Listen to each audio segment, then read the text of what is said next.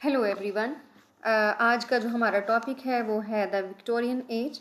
So my dear students, in this lecture we will discuss the historical perspective of the Victorian period and then we will discuss the different characteristics of the Victorian period, the poetry of the Victorian period, drama of the Victorian period, novel of the Victorian period. Okay, my dear students, let me start this lecture. First of all, introduction. The Victorian age is an age of the British history spanning the 64 years reign of the Queen Victoria. So ये queen Victoria का 64 years का rain है, ठीक है. She started her rain in 1837 and it was ended on 1901. Okay, my dear students. So the reign of Queen Victoria was 64 years. My dear students, next is it is one of the longest reigns in the history of the England. In the year 1837, आपको पता है ये जो Victorian age है ये कौन सी as के बाद आई है? ये रोमांटिक एज के बाद है. रोमांटिक पीरियड जो है हमारा वो 1798 से लेके 1830 या फिर 1837 तक उसको कहते हैं कि वो एंड हुआ था. तो उसके बाद जो है वो 1837 से जो है विक्टोरियनिज्म स्टार्ट हो जाती है, विक्टोरियन पीरियड स्टार्ट हो जाता है. In the year 1837, Queen Victoria succeeded William IV on the throne of the Great Britain and Ireland. ठीक है. विलियम फोर जो थे उसके बाद जो है वो जो हुकूमत है वो क्वीन विक्टोरिया को मिली. ठीक है. The period is marked by the many important social and the historical changes. Queen Victoria या फिर विक्टोरियन पीरियड में बहुत ज़्यादा सारे सोशल और हिस्टोरिकल चेंजेस आते हैं. ठीक है. इंडस्ट्रियल रेवोल्यूशन आता है, मॉरल वैल्यूज़ का बड़ा ख्याल रखा जाता है. ठीक है ना. इंसान जो हैं दे वर रिप्लेस्ड बाय द मशीनरी. ठीक है. तो ये बहुत ज़्यादा सारी चेंजेस आई थी इस पीरियड में that altered the nation in many ways. The population got nearly doubled and the British empire expanded. The period saw the British Empire grow to become the first global industrial power, producing much of the world's coal, iron, steel and textiles. देखें जो है ये बहुत ज़्यादा जो है progress development हुई queen Victoria की एज में इंडस्ट्रियल रेवोल्यूशन के हवाले से. यहाँ पे जो है ब्रिटेन जो है वहाँ पे बहुत ज़्यादा कोल जो था, कोयला जो था वो पाया जाता था. आयरन, स्टील, टेक्सटाइल, इन सारे जो हैं प्रोफेशन जो हैं, इंडस्ट्रीज़ जो हैं, इसमें जो है वो ब्रिटेन ने बहुत ज़्यादा डेवलपमेंट दिखाई. By this time, the role of the monarch was to reign rather than rule. अब देखें जो क्वीन एलिज़ाबेथ का हमारे पास ईरा है या फिर जो उसकी एज है लाइक 1558 से लेके 1603 तक की जो एज है, उस वक्त जो था क्वीन एलिज़ाबेथ जो है या फिर उससे पहले के जो मोनार्क थे या फिर किंग्स एंड क्वींस थे, उनके पास सारी पॉलिटिकल पावर्स भी होती थी. उनके पास जो थी वो किंगशिप की भी सारी पावर्स उन लोगों के पास होती थी. मतलब they were the sole person for the monarchy, for the rule. But जब ये जो है 19th सेंचुरी स्टार्ट हुई है, विक्टोरियन पीरियड स्टार्ट हुआ है, then the rule was divided. ठीक है ना. तब जो है उसे क्या कहते हैं वो जो हुकूमत है, जो गवर्नमेंट है, वहाँ पे पॉलिटिकल सिस्टम भी बन गया. मतलब प्राइम मिनिस्टर्स भी बन गए, मिनिस्टर्स भी बन गए, और एक तरफ जो थी उसे क्या कहते हैं मोनार्की जो थी, जो उसे क्या कहते हैं किंग्स एंड क्वींस जो थे वो भी थे. लेकिन इनकी पावर जो थी वो डिवाइडेड हो चुकी थी. ठीक हो गया. तो by this time the role of the monarch was to reign. तो जो मोनार्क का जो रोल था वो रेन रह गया था रादर देन रूल. ठीक है ना. वो मतलब जो उसे क्या कहते हैं वो अपने कंट्री को जो चलाने के लिए जो है उनको हेल्प चाहिए होती थी मिनिस्टर्स की भी, और उसे क्या कहते हैं प्राइम मिनिस्टर की भी. और साथ में जो क्वीन है वो तो ऑफिशियली जो उसे क्या कहते हैं she is the head of the state, but लेकिन she is also taking the help of the political system. Like वो जो हैं प्राइम मिनिस्टर जो हैं या फिर उसे क्या कहते हैं मिनिस्टर्स वगैरह जो हैं, ये सब लोग भी जो थे उस वक्त बन गए हुए थे. लेकिन क्वीन एलिज़ाबेथ का जो दौर था वहाँ पे जो है आप देखते हैं क्वीन जो है वो she is the whole person of who is governing the whole state, ठीक है। लेकिन यहाँ पे जो है वो गवर्नमेंट जो है वो आगी हुई है, और किंग एंड क्वींस के जो रोल्स हैं वो अब जो हैं वो डिवाइडेड हो गए हैं और रिस्ट्रिक्टेड हो चुके हैं, ठीक है। अब हिस्टोरिकल पर्सपेक्टिव हम लोग ले लेते हैं इस पीरियड का, वो ये है the period is known for economic progress. इस पीरियड को हम लोग इकोनॉमिक प्रोग्रेस के तौर पे भी जानते हैं, पॉवर्टी एंड एक्सप्लाइटेशन के तौर पे भी जानते हैं। ये आपको जब आप विक्टोरियन पीरियड के जो नॉवेल्स पढ़ेंगे, खासकर चार्ल्स डिकन्स के जो नॉवल हैं, आप उनको पढ़ेंगे तो आपको वहाँ पे पता चलेगा कि पॉवर्टी किस तरह की है, एक्सप्लॉयटेशन किस तरीके से हो रही है, और जो हैं बाकी के जो नॉवल जो एसेसिस्ट हैं वो हमें बताएंगे कि प्रोग्रेस कैसी हो रही है, ठीक है। तो the gap between the rich and the poor grew wide and with the drive for the material and the commercial success there appeared a kind of a moral decay in the society. तो गरीब और अमीर के जो दरमियान में जो एक उसे क्या कहते हैं गैप जो है वो इस पीरियड में बहुत ज़्यादा बढ़ जाता है, ठीक हो गया। और उसके बाद the Victorian era saw a wild growth of the industries and the factories. अब देखते हैं विक्टोरियन ईरा में बहुत ज़्यादा जो है वो इंडस्ट्रीज़ और फैक्ट्रीज़ जो हैं वो बढ़ जाती। अभी भी मैंने बताया कोल इंडस्ट्री जो थी यहाँ की ब्रिटेन की, वो बहुत ज़्यादा जो वो थी वो फैल रही थी। तो चार्ल्स डिकन को आप देखेंगे कि उसने अपने नॉवल जो है वो उसमें दिखाना है कि बहुत सारे बच्चे जो हैं वो माइन फैक्ट्रीज़ में काम करते हैं, ठीक है ना, कोयले की फैक्ट्री में काम करते हैं, और धुएं के साथ उनके चेहरे ब्लैक हो जाते हैं, उनसे बहुत ज़्यादा काम करवाया जाता है, उन बच्चों को एजुकेशन से बहुत दूर रखा जाता है।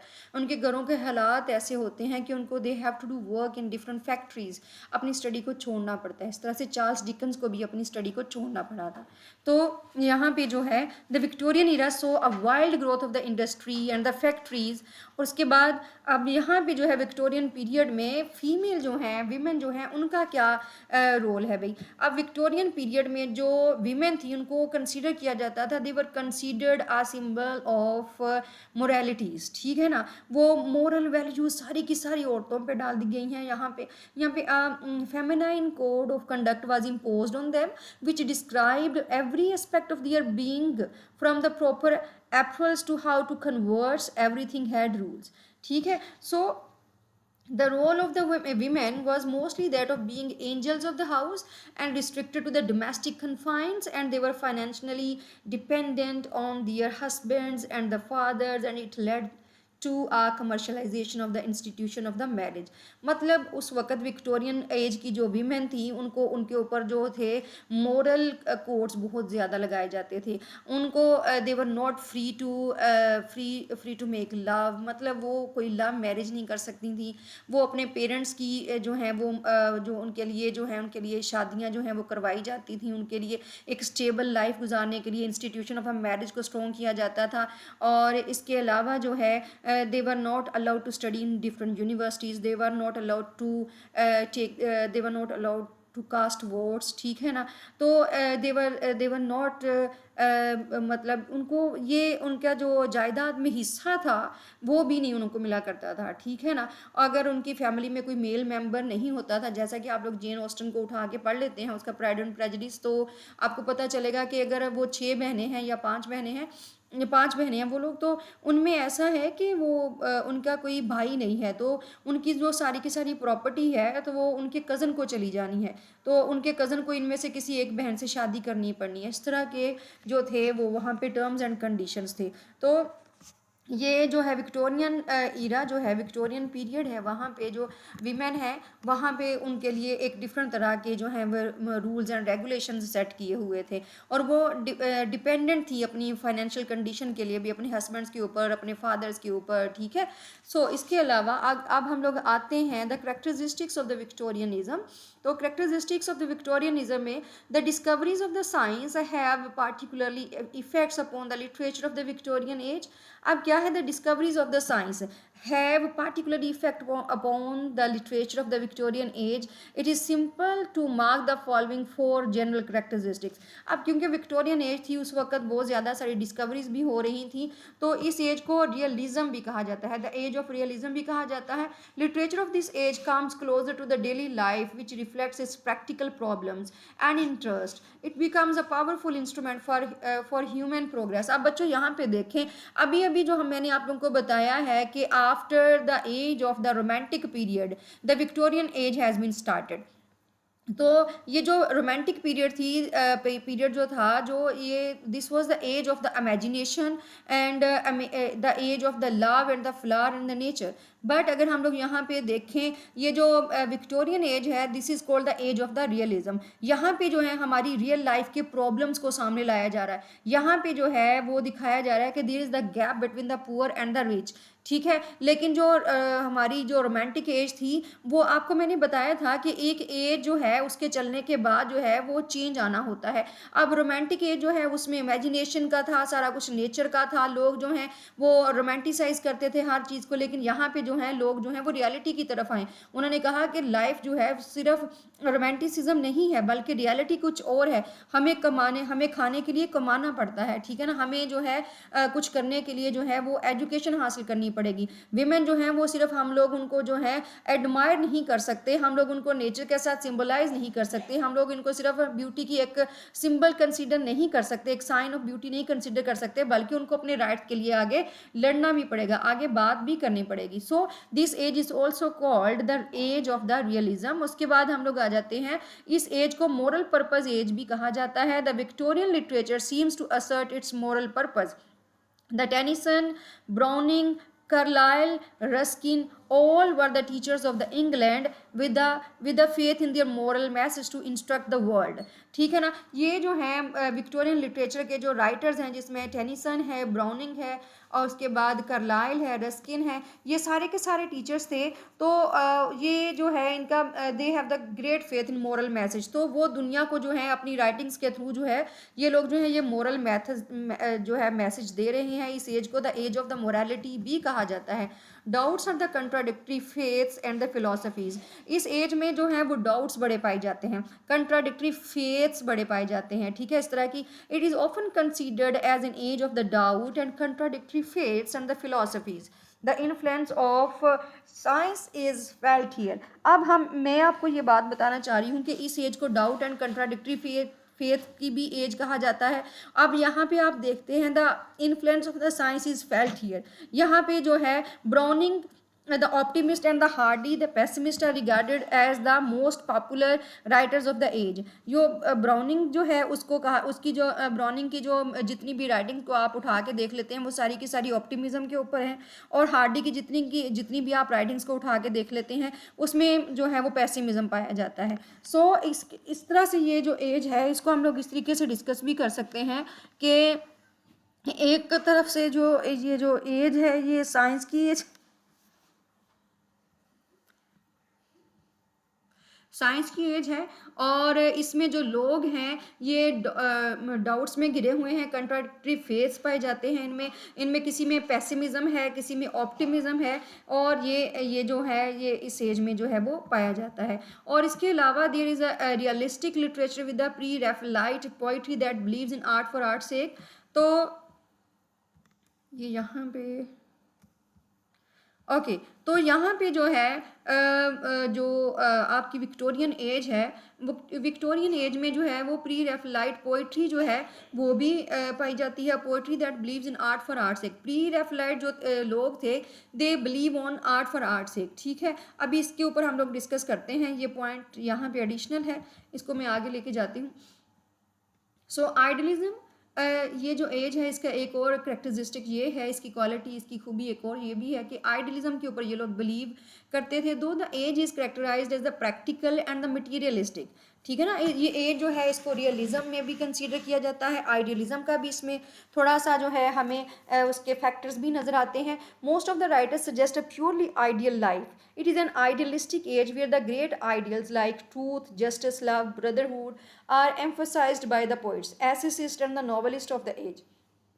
Although ये जो एज है this is the age of the realism, लेकिन कुछ जो हैं पोइट्स, एसेसिस्ट और नॉवेलिस्ट आपको नजर आएंगे कि वो आइडियलिज्म के ऊपर भी फोकस कर रहे हैं, ठीक है ना। जैसे कि अभी आप प्री रैफलाइट की मैंने थोड़ी सी बात की है, तो ये लोग जो हैं ये आर्ट फॉर आर्ट से की बात करते हैं। ये कहते हैं कि आर्ट जो है in it self it is a complete form of something, ठीक है ना। इसको अपने आप को कंप्लीट करने के लिए it doesn't need anything to complete it self. So in the Victorian age there was a huge conflict occurred especially because of the Darwin's theory between science and the religion. अब अब यहाँ पे ये जो as है Victorian age, इसको the age of science भी कहा जाता है। क्यों कहा जाता है? क्योंकि वहाँ पे जो है वो इस एज में डार्विन ने अपनी थ्योरी पेश कर दी थी, ठीक है ना। तो इस जिसकी वजह से there was the conflict between the science and the religion. Darwin suggested that humans are actually originated from the apes. उसने कहा कि जो इंसान है ये बंदरों से जो है बने हैं। तो ये जो था, जब डार्विन की ये जो थ्योरी आई थी, तो इससे जो विक्टोरियन एज की जो मॉरल वैल्यूज़ थी, इनको इनके लिए ये एक बहुत बड़ा जो है वो झटका था, ठीक है ना। तो जिन्होंने मतलब ये समझा हुआ था कि इंसान की तख्लीक तो बड़ी जो है वो अशरफुल मखलूक़ात है, नो डाउट है भी, लेकिन according to the Darwin's theory उनके जो जितने भी जो उनके पॉइंट्स थे या फिर उनकी थॉट्स थी, तो ये उनके लिए बहुत बड़ा झटका था। तो इस एज में जो थे ये साइंस, उसकी वजह से भी बहुत ज़्यादा जो है वो न्यू पॉइंट्स जो हैं वो सामने आते हैं। तो अब growth of the Victorian age जो है, अब ये कहाँ से इसकी ग्रोथ हुई? After the romantic revival the literature of the Victorian age entered in the new period. The literature of this period expresses the fusion of the romanticism to the realism. मैंने आपको बताया कि रोमांटिसिज्म से हम लोग realism की तरफ आ गए। The Victorian age is rich in literature. Same इसी तरह से हमारा जो रोमांटिक पीरियड है वो भी that was also rich in literature. लेकिन विक्टोरियन एज में आपको हर तरह का लिटरेचर नज़र आएगा, ठीक है ना। इसमें आप देखेंगे कि लोग आइडियलिस्ट भी हैं, लोग रियलिस्ट भी हैं, सोशल वैल्यूज़ के ऊपर भी बात हो रही है, साइंस के ऊपर बात भी हो रही है, इंडस्ट्रियल रेवोल्यूशन की बात आ रही है, एक्सप्लाइटेशन की बात आ रही है, रिच एंड पुअर में गैप को भी दिखाया जा रहा है। So the literature of the Victorian age is considered the rich literature. Okay, it produced two great poets like Tennyson and the Browning। अब इस दौर में दो हमारे पास बहुत इंपॉर्टेंट पोइट्स हैं, लाइक टेनिसन है और दूसरा ब्राउनिंग है। ड्रामाटिस्ट में हमारे पास जी बी शॉ है एंड ग्लासवर्दी है। नॉवलिस्ट में हम लोग देखेंगे चार्ल्स डिकन्स है और हार्डी है, टॉमस हार्डी है। और एसेसिस्ट में हमारे पास कार्लाइल और स्टीवनसन है। Stevenson the age is remarkable for the excellence of its literature. इस एज को हम लोग लिटरेचर के लिहाज से रिमार्केबल एक्सीलेंट एज कहते हैं। अब हम लोग विक्टोरियन प्रोज की बात अगर कर लेते हैं, तो Victorian age produce two great essayists like Carlyle and Stevenson. अब Carlyle's major works included the French revolution in French revolution 1837, ठीक है। तो ये जो कार्लाइल है इसका इंपॉर्टेंट वर्क जो है द फ्रेंच रेवोल्यूशन है। उसके बाद ऑन हीरोज़ है, hero worship and the heroic in the history 1841 है। अब इसका जो प्रोज स्टाइल है ये किस तरीके की प्रोज लिखता था? His prose style differs from other prose writers. He writes about people and events of the past. He has his own philosophy. He accounts great man as hero, ठीक है ना। अब इसका जो प्रोज स्टाइल है ये जो बाकी के जो प्रोज राइटर्स थे उनसे डिफरेंट था। ही writes about people and events of the past. ये पास्ट की बातें करता था, ठीक है ना, पास्ट में जो टाइम गुजर चुका था उसमें जो इवेंट्स हो चुके थे उनके बारे में। इसकी अपनी एक फ़िलॉसफी थी। और ही अकाउंट्स ग्रेट मैन, मतलब अगर किसी ने बहुत आला काम कर दिया है, चाहे वो आम आदमी ही क्यों नहीं था, इसके नज़दीक जो था वो हीरो था। तो ये इसकी अपनी एक फ़िलॉसफी थी। उसके बाद स्टीवेंसन जो है, Stevenson's essays are an attempt in direction of the human welfare. ये जो स्टीवेंसन्स है इसके एसेज जो हैं ये ह्यूमन वेलफेयर की बात करते हैं। He wishes to remove all that creates obstacles in human progress and happiness. वो चाहता है कि इंसान की तरक्की के रास्ते और उसकी खुशी के रास्ते में आने वाली तमाम रुकावटें जो हैं वो दूर होनी चाहिए। तो फिर इसके बाद for example in his famous essay an apology for the idlers he point out the importance of the direction education based on self observation and self learning. तो यहाँ पे अपने एक इसका जो ऐसे है an apology for the idlers, इसमें ये जो है वो बात करता है किसकी के importance of the direction education based on self observation and self learning. आपकी जो एजुकेशन है वो आपकी सेल्फ ऑब्जर्वेशन और सेल्फ लर्निंग के ऊपर जो है वो बेस करनी चाहिए। He put stress on the quality of being happy for personal sake as well as social sake, ठीक है। तो यहाँ पे ये दो प्रोज राइटर्स को के बाद हम लोग आ जाते हैं विक्टोरियन पोइट्री की तरफ। It produce three great poets Tennyson, Browning and Matthew Arnold. Tennyson is the most representative poet of the age. Tennyson को कहा जाता है कि he is the representative poet of the Victorian age. He represents Victorian conflict and the compromise. He is a great lyric poet. His lyricism is deep rooted and dominates all of his poems. It makes his poetry sweet and smooth. His lyrics can be divided into many parts like personal, dramatic, patriotic, musical lyrics or songs. इसको एक lyrical poet कहा जाता था. किसको? Tennyson को एक जो है वो लिरिकल पोइट कहा जाता है. इसके जो लिरिसिज्म हैं उसमें आप देखते हैं कि इसने ड्रामेटिक भी लिखे हैं, पेट्रियोटिक भी लिखे हैं, म्यूजिकल लिरिक्स भी लिखे हैं, सॉन्ग्स भी लिखे हैं. अमंग टेनिसन्स पर्सनल लिरिक जो सबसे इम्पोर्टेंट है इन मेमोरियम है, ठीक है, is very important. Tennyson is admired as a pictorial artist. इसको पिक्टोरियल आर्टिस्ट के तौर पे भी एडमायर किया जाता है. उसके बाद जो दूसरा मोस्ट इम्पॉर्टेंट पोइट है हमारी विक्टोरियन एज का, वो है रॉबर्ट ब्राउनिंग. रॉबर्ट ब्राउनिंग, मैंने आपको पहले बताया है कि रॉबर्ट ब्राउनिंग जो है ये ऑप्टिमिस्ट पोइट इसको कहा जाता है. ये जो है होप की बातें करता है. Robert browning is known for his dramatic monologues and philosophy of hope. Browning is the greatest writer of the dramatic monologues. ये किस वजह से मशहूर है? ड्रामेटिक मोनोलॉग्स की वजह से. All of his monologues deal with the different aspects of the love. इसके बाद third most important poet of this Victorian age is Matthew Arnold. Is regarded as the greatest elegiac poet. Elegiac poet मतलब वो जो elegy लिखते हैं किसी की याद में, जो कोई किसी की डेथ हो जाती है तो उसकी याद में जो है वो दर्द भरी कोई जो पोएम लिखी जाती है उसको elegy कहा जाता है. A poem which is written on the death of someone, ठीक है ना. तो आप mourning song भी आप इसको कह सकते हैं. तो elegiac poet इसको कहा जाता है. He contributes a number of elegies. इसने बहुत ज़्यादा सारी elegies लिखी. So after the discussion of the poetry of the Victorian age, now I am moving toward the Victorian drama. Although this age is most famous for the novels, so but वहाँ पे जो है वो dramatist भी हैं उस time के जो फेमस हैं.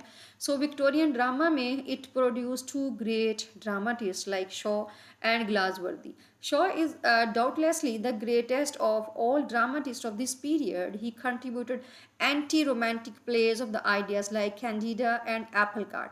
ये anti-romantic plays ड्रामाज लिखता है, ठीक है ना. और जो है GB शो जो है इसमें उसे क्या कहते हैं, ये वो प्रॉब्लम प्लेस के लिए भी ये बहुत ज़्यादा फेमस था. GB शो के भी प्लेस को हम लोग प्रॉब्लम प्लेस कह सकते हैं.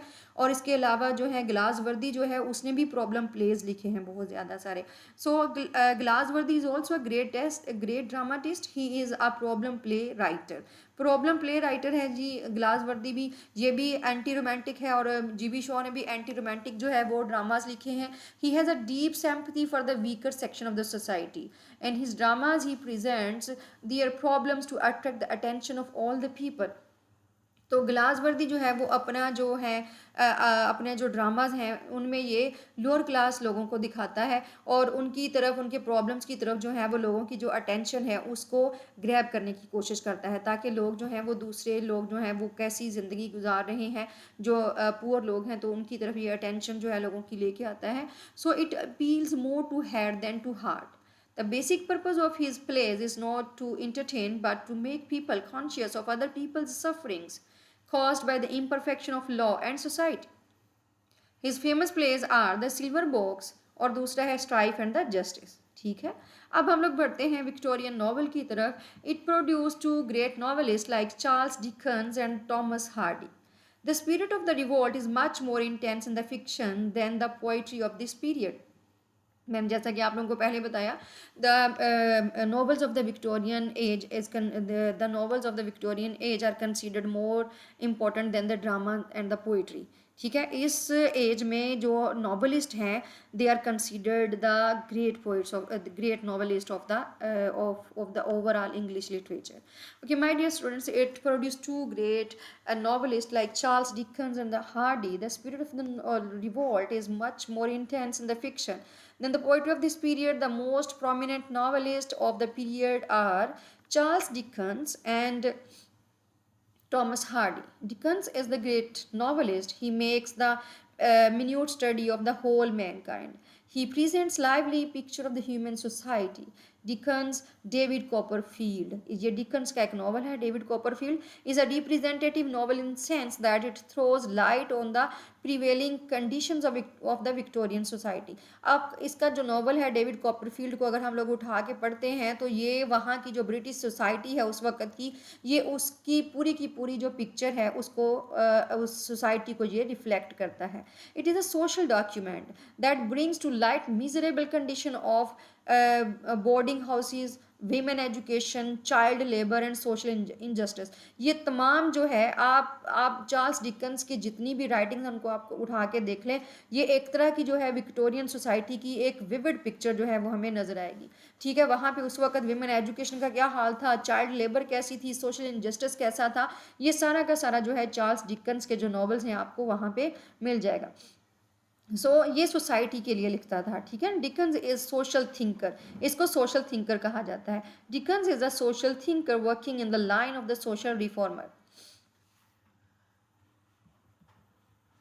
Hardy's best novel is the Tess of D'Urbervilles. अब टॉमस हार्डी जो है इसका जो टेस्ट इसका एक नॉवल है, publish this novel in 1891 with the sub title a pure women.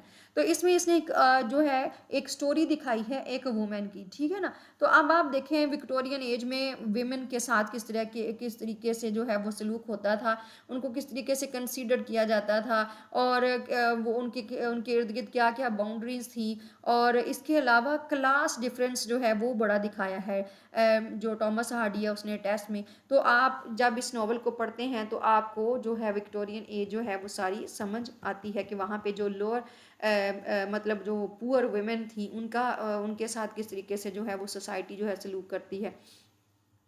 अब ये जो है प्री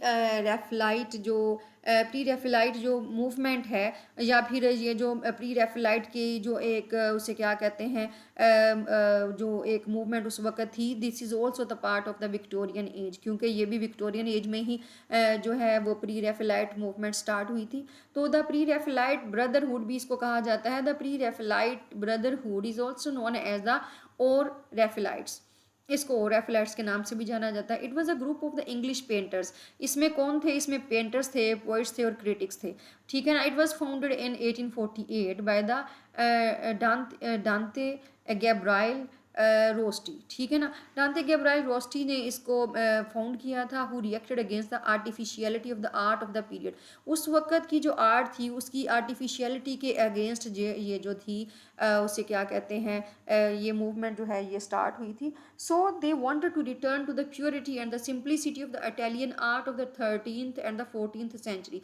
ये लोग जो हैं ये 13th और 14th सेंचुरी में जो प्योर फॉर्म थी आर्ट की उसकी तरफ जो है लोगों को लेके जाना चाह रहे थे। There were 7 members in this brotherhood. इसमें इस जो प्री रेफलाइट मूवमेंट है इसमें 7 लोग थे। The pre Raphaelite defined themselves as reform movement. ये लोग अपने आप को रिफॉर्म मूवमेंट के नाम से भी बताते थे। They were influenced by the ideas of the art critic John Ruskin. ये जॉन रस्किन से ये लोग इम्प्रेस थे, who consider art as a way to react to the ugliness of the modern and urban life. जिसने कहा था कि art जो है एक तरह का वे है कि जो कि अगेंस्ट जो मॉडर्न लाइफ है उसके अगेंस्ट है। हम लोग जो है आर्ट जो as a way to react, ये जो मॉडर्निटी की अगलीनेस है उसके अगेंस्ट हम लोगों ने आर्ट को है जो ज़्यादा प्रमोट करना है। प्योर आर्ट को, सिंप्लिसिटी ऑफ द आर्ट को हम लोगों ने प्रमोट करना है। द मेन करेक्टरिस्टिक्स वर, इस जो मूवमेंट थी, ये जो रिफॉर्म मूवमेंट थी, इसके जो करेक्टरिस्टिक्स थे, fidelity to the nature, sensuality, use of the non-industrial material, re-evaluation of the medieval religion and the legends. The main representatives were मैंने आपको बता दिया है, इसमें रोस्टी है, विलियम मॉरिस है और एडवर्ड बर्न जॉन्स है। और उसके बाद the pre Raphaelite movement influence the aesthetic movement. इसने जो है वो एस्थेटिक मूवमेंट को भी इन्फ्लुएंस किया था। It originated in France. Aesthetics were not interested in political. जो एस्थेटिक मूवमेंट के लोग थे ये लोग जो थे ये they were not interested in political and the social matters but isolated themselves in the world of the beauty and the art. Their motto was art for art sake, which means that art doesn't have any moral aim but it is an end in itself। ठीक है, तो ये जो pre Raphaelite movement है, सो इसने जो next movement है aesthetic movements जो है उसको इन्फ्लुएंस किया। ये जो है ये फ्रांस में स्टार्ट हुई। सो एस्थेटिक्स वर नॉट इंटरेस्टेड, ये लोग पॉलिटिकल और सोशल मैटर्स में जो थे वो इंटरेस्टेड नहीं थे, but isolated themselves in the world of the beauty and art. Their motto, ये जो एस्थेटिक मूवमेंट वाले हैं इनका ये कहना था कि आर्ट फॉर आर्ट सेक है, आर्ट फॉर मोरालिटी सेक नहीं होता, art in it self he and होता है, तो इसको किसी भी आप मोरालिटीज़ की तरफ जाके इसका एंड नहीं कर सकते। तो ये तो एस्थेटिक मूवमेंट वालों का था। लेकिन अगर आप चार्ल्स डिकन्स को जाके देखते हैं और टॉमस हार्डी को जाके देखते हैं, they are reflecting the Victorian society, they are writing for the moral values, they are writing for the moral corrections. अगर आप इसी तरह से अलेक्जेंडर पोप को जाके देखते हैं the rape of the lock में, उसके बाद जोनाथन स्विफ्ट को आप लोग देखते हैं, they are writing to correct the society, ठीक है ना। They are using literature as the literature for the morality sake. But ये जो एस्थेटिक मूवमेंट वाले हैं या फिर रेफलाइट मूवमेंट वाले हैं, they are saying that they were saying that कि the literature should be for art should be for art sake, ठीक है ना। लिटरेचर को हम लोग मोरालिटी के लिए नहीं यूज़ कर सकते, हम लोग इसको जो है एक एस्थेटिक सेंस में यूज़ कर सकते हैं। The followers of the aesthetics led an unconventional life full of sensations and excess. They wanted to be different from the working masses and they also rejected the Victorian moral values. और इसका जो main representative था aesthetic movement का वो था Oscar Wilde, British में, ठीक है। So my dear students, this is the end of the lecture of the Victorian age. So today we studied Victorian period. I hope so you have understood it, or it's okay, thank you very much.